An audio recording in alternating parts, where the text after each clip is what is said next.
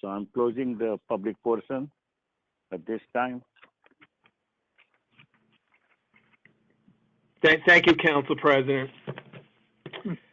I thought it was very interesting tonight that about 90% of the folks that called in were all tied in with the Progressive Club here in town. They've either run for office before or are currently running for office or want to run for office.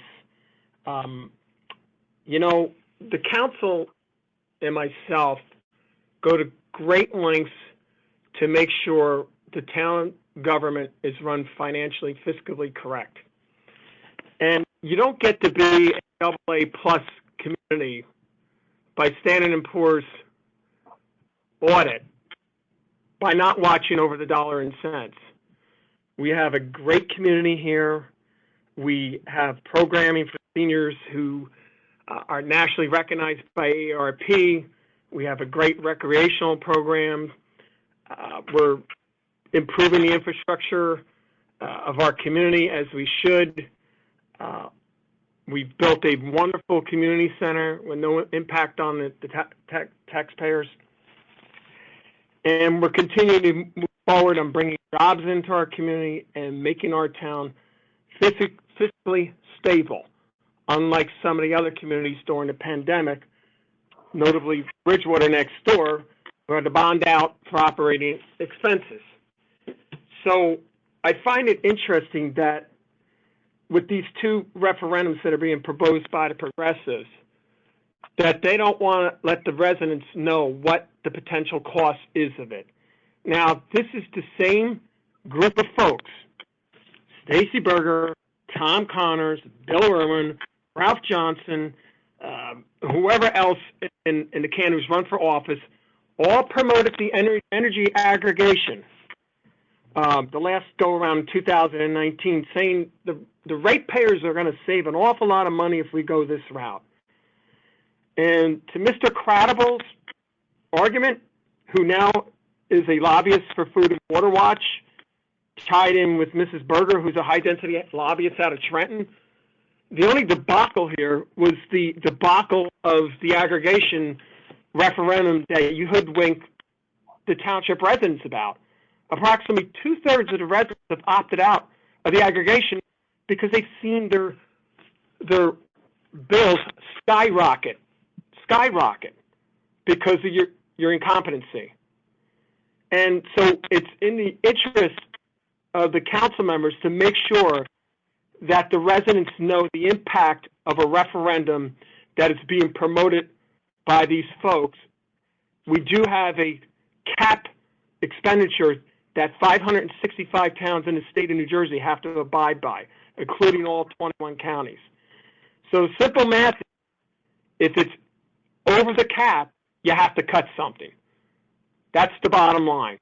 You could check with any finance officer in the state of New Jersey, DCA. This is not being made up. And I think it's disingenuous of the 90% who are on the call tonight to suggest that the town government is not looking at the finances. Again, we have a AA plus stable town rated. There's probably maybe 3 dozen towns in the entire state of New Jersey that have that rating financially. And that is because of the great stewardship of the township council members and the finance department and myself. And as far as the one gentleman attacking my son because he's a volunteer fireman, listen, we have thick skin in the Wahler family. I'm used to Stacey Berger and the progressives attacking my wife. As a matter of fact, Tom Connors attacked her verbally, attacked her at the 4th of July parade when she was standing talking to somebody on their lawn. And to Mr. Cradible with the conflicts, I think his nickname is Conflict Cradible. I don't know which hat is he? Is he wearing the lobbyist hat? Is he wearing the reporter hat? Is he wearing the party leader hat? Is he wearing the candidate hat? So that is legitimate. I mean, you know, it's just they've attacked all my children, which is fine. They're used to being attacked because it's part of the game. It's fair game. It's called free speech. They've even attacked my 2 labs, Duncan and Cap. And they have also now are griping because I replaced my 40-year-old driveway. So it's very disingenuous when these folks get on here and harangue the council members in and out. All I can say is that you have thick skin. It goes with the territory, being an elected official. But you know what? When we go to point out the inaccuracies of what you say, all of you go crazy about it. We're not allowed to voice our opinion. Our opinion doesn't count. We're not allowed to say anything. That's incorrect. And to the gentleman who lives in Allen, we pay substantially less in taxes than you do. I'll take our tax rate any day of the year over the borough of Denellen.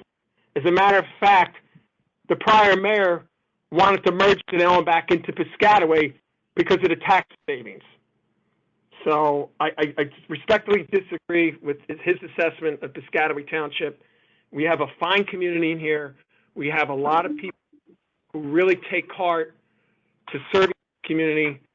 And I think it's downright disgusting sometimes that some of these folks who are running for office are basically either attacking the employees or attacking the volunteers. You know, we're expected as officials to have arrows slung at us for good or bad, but not to the volunteers. I'm sorry. I just totally disagree with that. As a matter of fact, I think during the last election, both during the primary and the general election, overwhelmingly by 3-1, the residents, 70% voted and 70% reelected Cahill, Shaw, and McCollum and myself, because they appreciate the dedication that we do for the township residents. And as several of the council members said tonight, we're always available, always accessible, and we field a lot of calls, see people throughout the community. And you know what? No matter what you say, we do have a great township. It's just like you just don't like living here. That's the bottom line.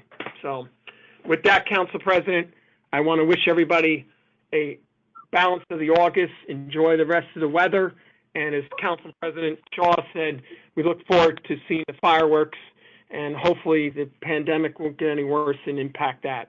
So thank you, Council President.